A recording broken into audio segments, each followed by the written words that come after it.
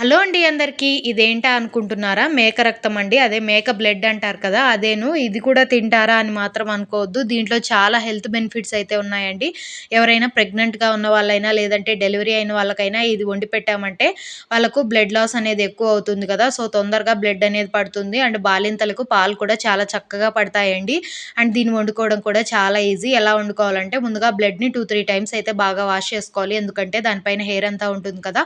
అది పోయే వరకైతే వాష్ చేసుకొని, ఆ తర్వాత చేత్తో బాగా పిసికేసుకోవాలి. అలా పిసికేసుకున్న తర్వాత అందులో ఒక గ్లాస్ ఆఫ్ వాటర్ యాడ్ చేసుకొని, కొద్దిగా ఉప్పు, పసుపు, కరివేపాకు వేసి స్టవ్ పైన పెట్టి కంటిన్యూస్‌గా అయితే కలుపుతూ ఉండాలండి. లేదంటే అడుగు పట్టేస్తుంది. అలా కలుపుతూ అండ్ గరిటె తీసుకొని మ్యాష్ చేసుకుంటూ ఉండాలి. అలా మ్యాష్ చేసుకుంటూ ఉంటే అందులో వాటర్ అనేది కొద్దిగా తగ్గుతాయి. ఆ టైంలోనే 2 టేబుల్ స్పూన్ల వరకు కారము, గుప్పెడన్ని వెల్లుల్లి అండ్ కొద్దిగా ఆయిల్‌ని వేసేసి ఒకసారి బాగా మిక్స్ చేసి మూత పెట్టామంటే మిగిలిన వాటర్ అంతా కూడా తగ్గిపోతాయి.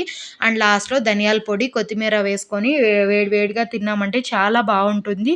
ఇదైతే మీరు పక్కా ట్రై చేయాల్సిన రెసిపీ అండి. అండ్ ఇలాంటి మరెన్నో మంచి రెసిపీస్ కోసం మన ఛానల్ అయితే సబ్స్క్రైబ్ చేసుకోండి. Thank you. Bye bye.